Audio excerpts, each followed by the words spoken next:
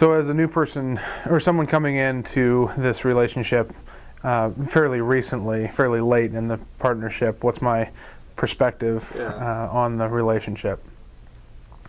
I've been here about 1.5 years, and when I was interviewing, I had heard mention that there was this partnership ongoing thing, although that I didn't come to really understand what that meant until I started working here.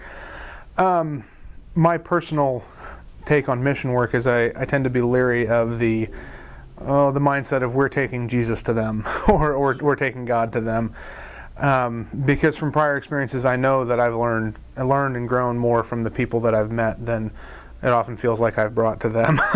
And in many ways I'm very happy to find the relationship that exists between this church and the church in Bolivia. It really is a very mutual relationship. I mean, in many ways, yes, we have certain things that we have access to certain material wealth that they might not, but there is a history and relationships that are ongoing and kept up, and we learn and grow so much more from them. Can you think of any specific examples from your experience of how you might illustrate? Sure.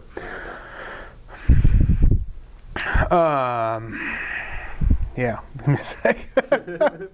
Sorry, that's kind of putting you on the spot. Sure. So when our youth group went down, a good number of the kids very much would have come to, or would have gone with the intent of, we're going to do this mission trip and we're going to, spread the gospel and do this service work and we're going to serve these other people. By the end of the trip, the kids were sharing publicly with the people in Bolivia about how their lives had been touched and about how much their own spirituality had been opened up, and how they had found God working there in ways that they hadn't in their own lives. And in many ways that was a gift that the Bolivians gave to our youth group, that I really kind of surprised me. Not because I didn't expect Bolivians to be able to do that, but that our kids actually got it.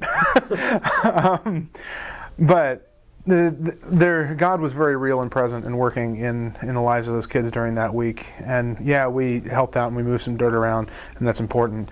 But in many ways, I saw the Bolivian church and the people there shaping the lives of these kids who are in ways that will affect them for the rest of their life. I do have another example of that. Some of the stories that I've heard are in previous, as I've come to understand this relationship, there are numerous young adults who went on this trip in past years who are now in voluntary service, or who said things like, well, I wasn't really considering a Mennonite college until I went on this trip, and then afterwards said, I'm absolutely going to a Mennonite college.